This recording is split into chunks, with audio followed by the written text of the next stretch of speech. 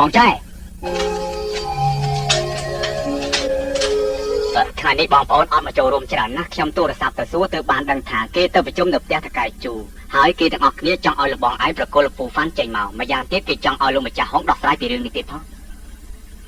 នាំគ្នាទៅប្រជុំសិនណាបាទ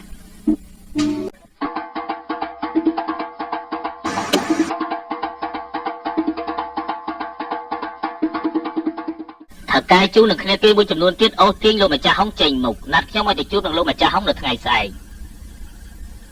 គិតយ៉ាងម៉េចទៅពួកគេចង់រួមដៃក្បត់នឹងខ្ញុំហើយពេលចាំបាច់បោះបង់ពូហ្វាន់ត្មងទៅឯងថាម៉េចនឹងគ្នាគេច្រើនឯងខ្លាចគេមែនទេ